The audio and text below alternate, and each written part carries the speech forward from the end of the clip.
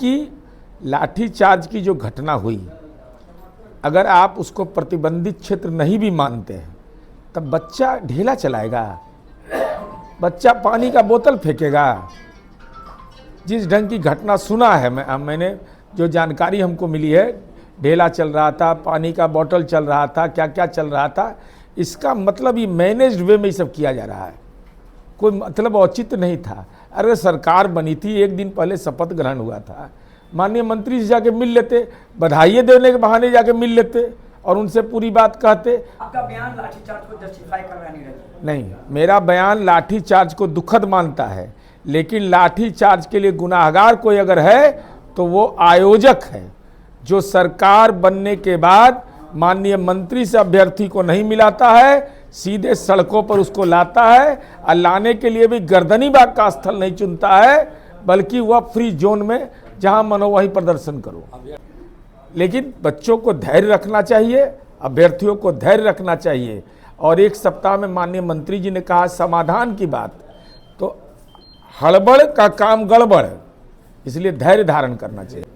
नीतीश कुमार के सीएम कुर्सी हटने के साथ ही बिहार में लाठीचार्ज हो गया, अभ्यर्थी अपनी मांगों को लेकर प्रोटेस्ट कर रहे थे पर अभ्यर्थियों को पीटा गया।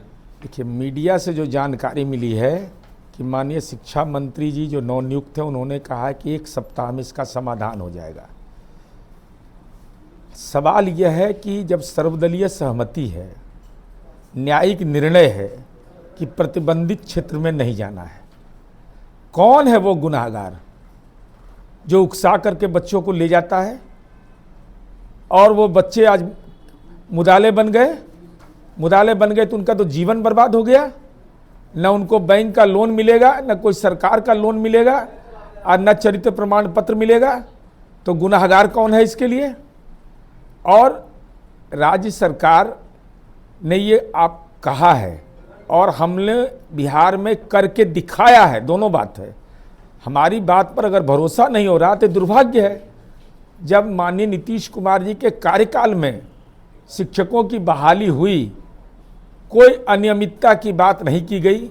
और जरा देश का आंकड़ा निकाल के लोग देख लें, जो नेता प्रवचन कर रहे हैं, अरे उनके शिक्षा मंत्री तो संचिका पर हस्ताक्षर नहीं किए थे TRE 2 या TRE 3 का, मुझे जहाँ तक स्मरण है।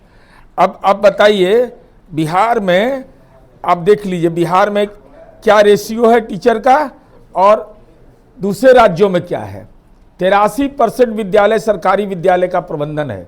दिल्ली जैसा राज्य में 41% है। केरला में भी वही लगभग में है, जो मोस्ट लिटरेट स्टेट है, प्राइवेट स्कूल चलते हैं। हम रोजगार दे रहे हैं, अब उनको भड़का देता है। उन बच्चों का कोई गुनाह नहीं है, गुनाहगार वे लोग हैं। जरा उनसे पूछिए कि पहले मुकदमा हुआ था तो किसका जमानतदार ये लोग बना था? जमानतदार भी नहीं बनता है। और उनके परिजन हम लोग को फोन करते हैं तो जो संभव होता है हम लोग करते हैं। लेकिन बच्चों को धैर्य रखना चाहिए, अभ्यर्थियों को धैर्य रखना चाहिए। और एक सप्ताह में माननीय मंत्री जी ने कहा समाधान की बात, तो हड़बड़ का काम गड़बड़, इसलिए धैर्य धारण करना चाहिए। पहला सवाल तो यह है कि जिस स्थान पर प्रदर्शन हो रहा था वो जेपी गोलंबर है, वो प्रतिबंधित स्थान नहीं। दूसरा सवाल यह है कि अगर कोई भी नेता किसी भी व्यक्ति को ले जाता है, तो ये परंपरा बहुत पुरानी रही है। पटना कॉलेज, पटना यूनिवर्सिटी से नीतीश कुमार, रामविलास पासवान, लालू प्रसाद यादव भी झुंड लेकर निकलते थे और इन लोगों को छात्रों को न्याय दिलाया। दूसरा सवाल, इसका क्या मतलब है कि बर्बर तरीके से पुलिस लाठीचार्ज करेगी? चलिए, अब हम पहला कि मेरी जानकारी के हिसाब से गर्दनी बाग धरना स्थल के लिए तय है। पहले यह नहीं था, हम लोग भी विद्यार्थी जीवन में पटना विश्वविद्यालय से आए राजनीति करके, तो यह तय नहीं था उस समय गांधी मैदान से लेकर करके आर ब्लॉक तक प्रतिबंधित क्षेत्र नहीं माना जाता था। लोग सीधे फ्री जोन में आते थे, अपनी बात कहते थे। नेता लोग जो हैं भाई, स्मार पत्र आप दिलवाते उनको मिलवा करके, आप शिक्षा मंत्री से मिलवाते, ACS से मिलवाते, तो आप तो खुद मिल लेते हैं, उन अभ्यर्थियों को तो कभी नहीं ले जाते हैं।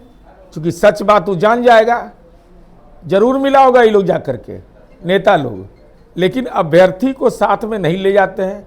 अगर अभ्यर्थी को ले जाएंगे तो एसीएस पूरी बात बताते, चाहे डायरेक्टर से मिले होंगे, चाहे बीपीएससी के सेक्रेटरी से मिले, हम नहीं जानते किससे मिले हैं।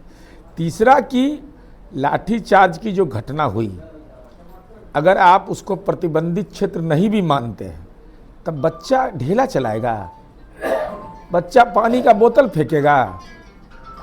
जिस ढंग की घटना सुना है, मैंने जो जानकारी हमको मिली है, ढेला चल रहा था, पानी का बोतल चल रहा था, क्या क्या चल रहा था, इसका मतलब ये मैनेज्ड वे में ये सब किया जा रहा है, कोई मतलब औचित्य नहीं था। अरे सरकार बनी थी, एक दिन पहले शपथ ग्रहण हुआ था, माननीय मंत्री से जाके मिल लेते, बधाई देने के बहाने जाके मिल लेते और उनसे पूरी बात कहते। मंत्री जी ने तो संवेदनशीलता दिखाई कि उन्होंने, जो मैं मीडिया में देखा सुबह में, कि उन्होंने कहा कि माननीय मुख्यमंत्री जी से मिला और उन्होंने कहा कि 1 सप्ताह में इसका समाधान का रास्ता निकालेंगे। नीरज जी, इसके पहले भी अभ्यर्थी टीआरई के कई बार सड़क पर उतरे, पर उस समय लाठीचार्ज नहीं होता था, पर सम्राट चौधरी के सीएम बनने के बाद नहीं। अब यह बात जो लोग तर्क दे रहे हैं, जरा पूछिए तो, जरा बीपीएससी में तो ये प्रशांत किशोर, राहुल गांधी, तेजस्वी यादव क्या करने गए थे रात में?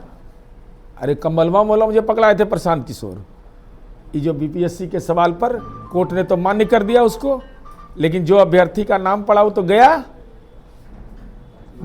बूट लादने के लिए, उसका जीवन बर्बाद कर दिया, कैरियर बर्बाद कर दिया।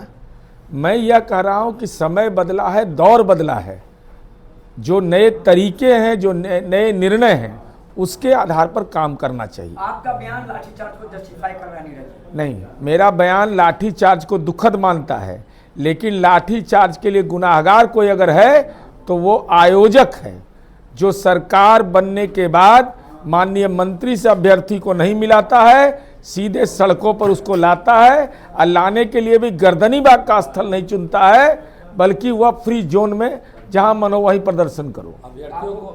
अभ्यर्थियों को नीरज जी, क्या टीआरई के जो अभ्यर्थी प्रदर्शन कर रहे हैं उनको कब तक न्याय मिलेगा? जो मांग कर रहे हैं पूरा कर। माननीय मंत्री जी ने यह कहा है कि 1 सप्ताह में समाधान होगा। समाधान का मानक तो यही है कि जो प्रक्रिया है उसकी शुरुआत होगी, इसलिए अब 1 सप्ताह का समय दिया है। जो अभ्यर्थी है मूल, वह माननीय मंत्री जी से मिल सकते हैं, उनको अधिकार है मिलने का।